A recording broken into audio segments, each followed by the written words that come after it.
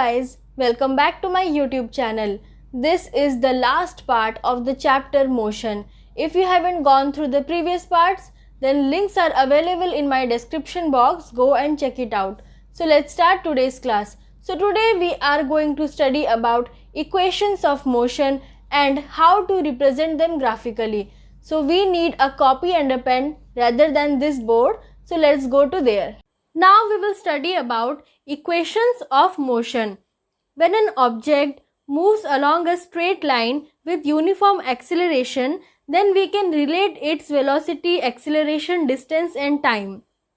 To relate these velocity, acceleration, distance and time, three equations are used which are known as equations of motion, and these equations are: first equation v is equals to u plus at, second equation s is equals to ut plus half at square, third equation 2as is equals to v square minus u square, where v is equals to final velocity, u is initial velocity, a is acceleration, t is time and s is distance. Now we will see how can we derive these equations with the help of a graph.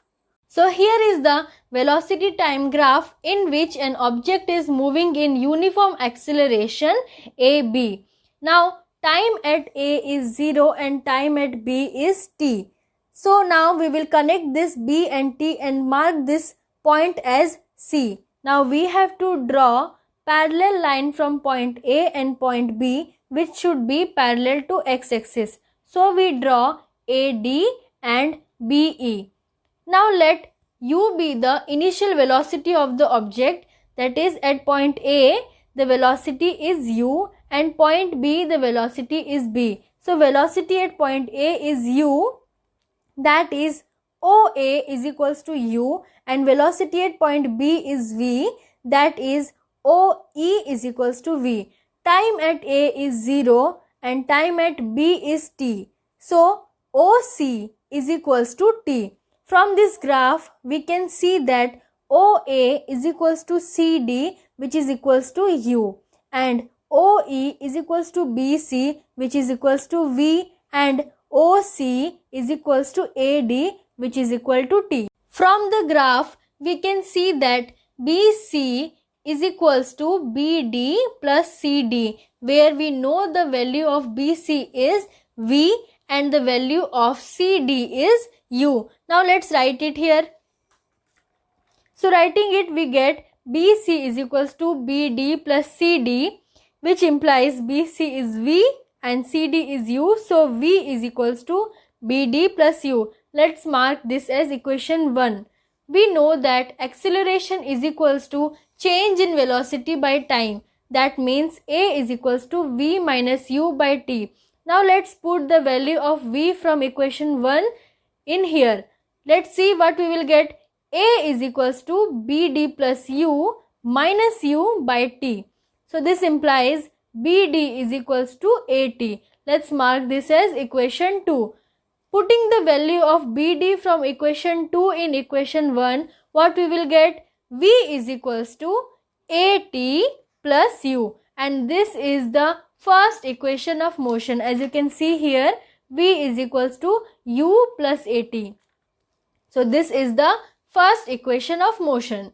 Moving on to the second equation, that is equation for position time relation. Let's consider the object had travelled a distance s in time t under uniform acceleration. From the graph, the distance travelled is the area enclosed in OABC. So we have to find the area OABC to know the total distance travelled. So now we can find first the distance of the rectangle OADC and triangle ABD and add it to completely find the area of OABC. So we will write it here.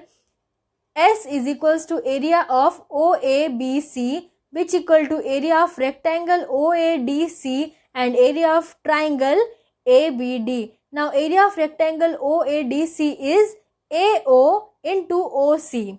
So write it here, plus half area of triangle is half into base AD into height BD. Now we will put the values of these here. So we can see AO is equals to U. So we put it here, and OC is equals to T. So T, then half plus half into AD is T, and BD, we got the value of BD in equation 2 here, that is AT.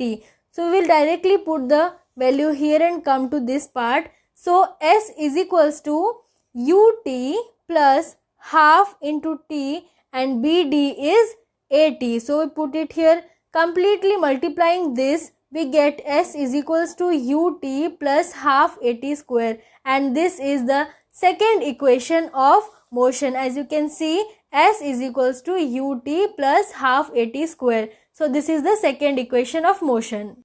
Moving on to the third equation of motion, that is equation for position velocity relation. As we know, the distance traveled by the object is the area enclosed in OABC. As we can see, this is a trapezium. So area of trapezium is sum of the parallel sides into the height by 2. Here the parallel sides are OA and BC. So we will write it here. Distance S is equals to sum of parallel sides into height by 2. This is equal to sum of parallel sides is OA and BC. So we will write it here, OA and BC. Then height is OC. We write OC, then divided by 2. Now we will put the values here. Value of OA is U, value of BC is V, and value of OC is T, divided by 2. Now from first equation of motion, we know this is the first equation of motion, which is V is equals to AT plus U. This implies V minus U is equals to AT, which implies T is equals to V minus U by A. Now putting this value in this equation, let's see what happens. So this equation is S is equals to U plus V into T by 2. Now we will put the value of T here.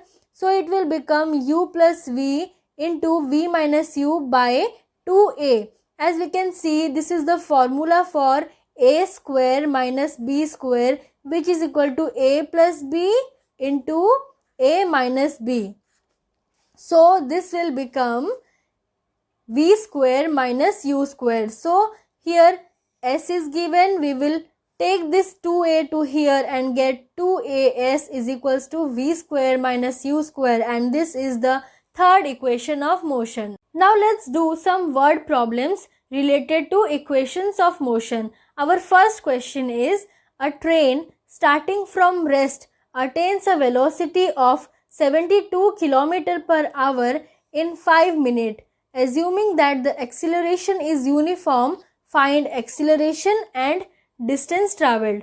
So let's see first what is given to us. So given it is that the train was at rest. Initially the train was at rest, means the initial velocity u will be 0. Now we are given the final velocity, that is 72 km per hour.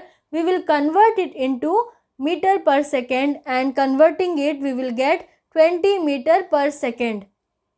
Then we are given the time taken, that is 5 minutes. So we will convert this into seconds and get 300 seconds. So our first question is acceleration. We know acceleration is equals to change in velocity by time taken. So A is equals to V minus U by T. Putting the value of V, U and T, we will get V is equals to 20. 20 minus U is U is 0 by 300. Time is 300. So we will get 1 by 15 meter per second square. Further dividing it, we can get the answer in decimal. So here the acceleration is 1 by 15 meter per second square. Second question is, find the distance. So now we will see what is the data given to us. We are given U, we are given V, T, and we found A. Now we will see the equations of motion and find out which formula should we use. So as we can see here, the equations of motion, here we are given U, we are given T, we are given A, and we are also given V. So we can use both this formula to find the answer. So now we will use this formula. So let's put it here.